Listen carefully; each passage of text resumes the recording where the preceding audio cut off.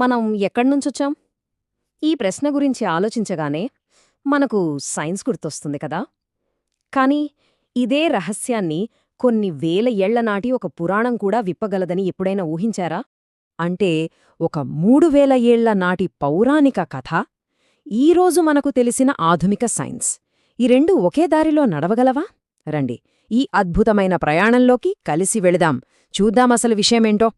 ఒకవైపు ఏమో Charles Darwin పరిణామ సిద్ధాంతం, మరోవైపు విష్ణు పురాణంలోని దశావతారాలు. పేర్లు వేరుగా ఉండొచ్చు, కాని అవి చెప్పే జీవన ప్రస్థానం ఒకటేనా? చూడండి, ఈ రెండిటి ఫౌండేషన్స్ అంటే వాటి పునాదులు కంప్లీట్గా వేరు. డార్విన్ సిద్ధాంతమంతా ఫ్యాక్ట్స్ అంటే సాక్ష్యాల మీద ఆధారపడి ఉంటుంది. మరి దశావతారాలు? అవి నమ్మకం, ధర్మం అంటే యూనివర్సల్ లాస్ మీద ఆధారపడతాయి. అయినా సరే వాటి మధ్య ఎక్కడో ఒక ఇంట్రెస్టింగ్ కనెక్షన్ ఉంది. పునాదులు వేరైనా ఈ రెండూ వెళ్తున్న దారి మాత్రం ఒకటే అనిపిస్తుంది. జీవం ఎలా నీళ్లలో మొదలై మెల్లగా భూమ్మీదకొచ్చి చివరికి మనలాంటి మనుషులుగా ఎలా మారిందో ఈ రెండు కథలో మన కళ్లకు కట్టినట్టు చూపిస్తాయి. సరే, మరింకెందుకు ఆలస్యం, ఈ రెండు కథల మధ్య ఉన్న ఆశ్చర్యకరమైన పోలికలను ఒక్కొక్కటిగా చూద్దాం. జీవం నీటి నుండి నేల వరకు చేసిన ప్రయాణం ఏంటో తెలుసుకుందాం. ఇవిగో, ఇవే ఆ 10 అవతారాలు, దశావతారాలు. ఒక్కో అవతారాన్ని మనం డీటెయిల్డ్గా చూసే ముందు ఒక్కసారి మొత్తం చిత్రాన్ని చూడండి. మత్స్యావతారం నుండి మొదలుపెట్టి కల్కి వరకు ఒక క్లియర్ ప్రోగ్రెషన్, ఒక క్రమమైన అభివృద్ధి కనిపిస్తోంది కదూ. ఈ జర్నీ ఎక్కడ స్టార్ట్ అయిందో గమనించారా? నీటిలో. మన ఎవల్యూషనరీ థియరీ ప్రకారం కూడా జీవం మొదట పుట్టింది సముద్రంలోనే. మరి దశావతారాల్లో మొదటి అవతారం కూడా నీటిలోనే ఉంది. ఇది కేవలం ఒక కోయిన్సిడెన్సా? ఈ టేబుల్ చూడండి.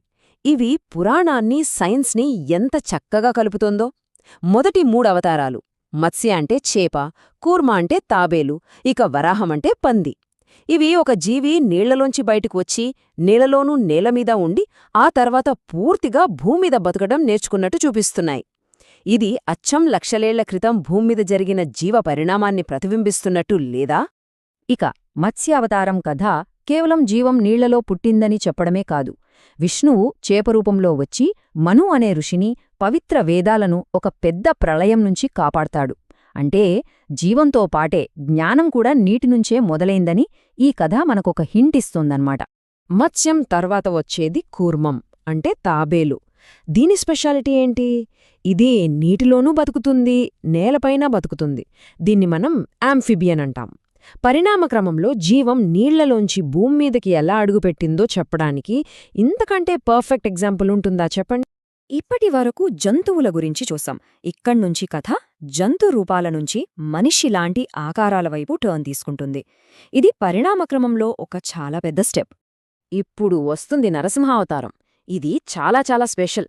ఎందుకంటే ఇది జంతువు నుండి మనిషికి మారుతున్న ట్రాన్సిషన్ ఫేజ్ని చూపిస్తుంది. చూడండి, పూర్తిగా జంతువు కాదు, అలాగని పూర్తిగా మనిషి కాదు, సగం మనిషి సగం సింహం. జీవ పరిణామంలో ఇది ఒక కీలకమైన మలుకనమాట. నరసింహ తర్వాత మన కథలోకి పూర్తి మానవరూపం ఎంటరవుతుంది. ఆయనే వామనుడు, కంప్లీట్ హ్యూమన్, కాని ఒక మరుగుజ్జు రూపంలో. ఇది పూర్తిగా డెవలప్ అయిన మనిషి వైపు పడుతున్న ఒక మొదటి అడుగు. అసలు వామనావతారం ఎందుకొచ్చింది? బలిచక్రవర్తి శక్తిని కంట్రోల్ చేయడానికి. నిజానికి బలి చాలా మంచివాడు, దానగుణమున్నవాడు, కాని అతని అధికారం దేవతలను కూడా భయపెట్టేంతగా పెరిగిపోయింది. అందుకే విష్ణువు వామనుడుగా అవతరించాల్సి వచ్చింది. వామనుడి కథలో 3 అడుగుల ప్రస్తావన వస్తుంది కదా. ఇది కేవలం పవర్ చూపించడం కాదు. ఇక్కడ్నించి కథ చాలా కాంప్లెక్స్ అవుతుంది. సొసైటీ, మారల్స్ అంటే దానం, అహంకారం, త్యాగం లాంటి విలువలు మనకు కనిపిస్తాయి. ఇక వామనుడి తర్వాత వచ్చే రాముడు, కృష్ణుడు లాంటి అవతారాలు, వీళ్ళు కేవలం మనుషులు మాత్రమే కాదు, ఐడియల్ హ్యూమన్స్ అంటే ఆదర్శ మానవులు. వీళ్ళు ధర్మాన్ని, సమాజంలో ఎలా బతకాలో, మనుషుల మధ్య సంబంధాలు ఎలా ఉండాలో చూపిస్తారు.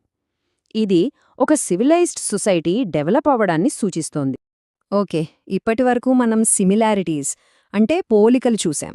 ఇప్పుడు ఈ రెండింటి మధ్య ఉన్న అస్సలైన తేడాల గురించి కూడా మాట్లాడుకోవాలి. ఎందుకంటే వాటి లక్ష్యాలు, వాటి పద్ధతులు కంప్లీట్గా వేరు. ఇదే ఈ రెండు కథల మధ్య ఉన్న అసలైన తేడా. డార్విన్ సిద్ధాంతం జీవం ఎలా పరిణామం చెందింది అంటే హౌ అనే ప్రశ్నకు జవాబిస్తుంది. కాని దశావతారాలు ఎందుకు వై అనే ప్రశ్నకు సమాధానమిస్తాయి.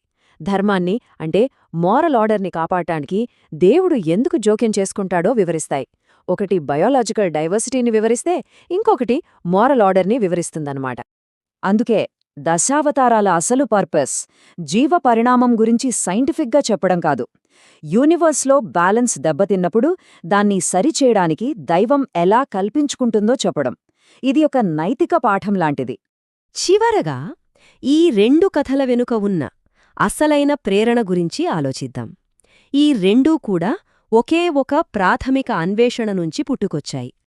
అంటే ఈ రెండు కథలు, ఒకటి సైన్స్ ఇంకొకటి మైథాలజీ, రెండూ కూడా ఒకే మూలం నుంచి పుట్టాయి.